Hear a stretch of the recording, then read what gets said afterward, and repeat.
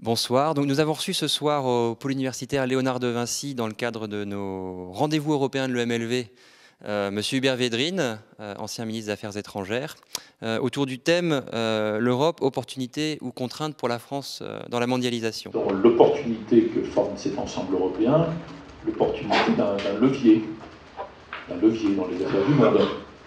Si les Européens arrivent à se mettre d'accord entre eux, il est évident qu'ils vont peser plus au sein du G7, du G8, du G20, dans une négociation internationale, au FMI, etc., dans toutes les enceintes internationales, qui ne sont pas des pouvoirs en soi, mais qui sont des lieux, des enceintes, dont le résultat dépend des rapports de force qui s'établissent à l'intérieur.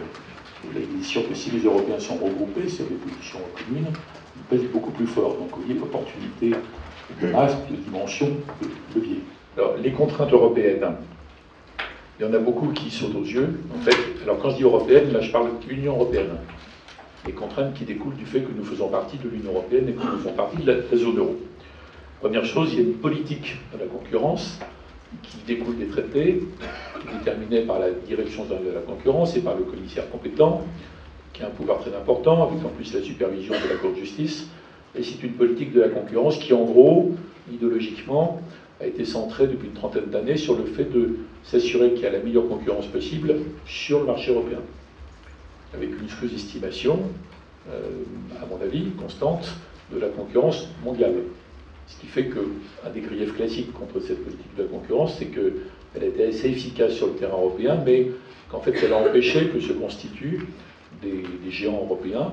Alors, donc vous voyez que quand on regarde les contraintes, il y en a qui découlent des contraintes juridiques, politiques, de l'évolution des pouvoirs dans la durée, il y a des dimensions politiques. Donc on n'est pas dans un tout ou rien, et il faut chercher quelle est la bonne combinaison pour chaque pays, chaque peuple participant à cette histoire européenne. Cette conférence ouverte à la fois aux étudiants du pôle, de toutes les écoles d'ailleurs, au personnel du pôle, mais aussi à des personnes extérieures, professionnels du plateau de la Défense, parents d'élèves, etc., nous a permis de discuter de l'Union européenne et de la place de la France dans l'Union européenne avec, me semble-t-il, énormément de pragmatisme et de clairvoyance, ce qui me semble être un peu les marques de fabrique de notre invité du jour, Monsieur Védrine. C'est pas l'Europe qui a fait la paix, par exemple.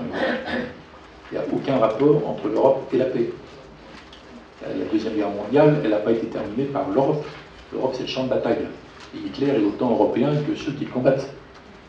Donc ce sont les Américains et les Soviétiques qui ont fait la paix en battant Hitler. L'Europe est le champ de bataille, ce n'est pas l'Europe qui a fait la paix. Après, il y a une situation de paix en Europe imposée par les Alliés et par les Soviétiques. C'est la paix en Europe. Pendant des années, les Européens n'ont pas tellement envie de faire quoi que ce soit avec l'Allemagne, toutes les années après la guerre. Ce sont les Américains qui imposent aux Européens de l'Ouest de coopérer avec l'Allemagne à cause de la menace soviétique. C'est pour ça que je dis souvent que les vrais pères fondateurs, avant Schuman et Monnet, dans lesquels on se prosterne comme devant des mitrailles, c'est Staline et Truman. Staline par la menace, Truman par la réponse. Plan Marshall, Alliance Atlantique. Pour répartir les crédits du plan Marshall, il faut obliger les pays d'Europe de l'Ouest à travailler ensemble, même avec l'Allemagne.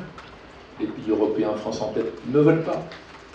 Les Américains disent, mais c'est plus les nazis, oui, c'est quand même les Allemands, ils ne veulent pas. Comme toujours, ces événements, et c'est la leçon que j'en tire en tant qu'enseignant-chercheur à l'EMLV, sont des moments de convivialité entre étudiants, personnel, enseignants, qui nous permettent d'échanger, de prendre plaisir à débattre d'une question économique, politique, géopolitique, entre eux, une fois de plus, étudiants, enseignants, etc.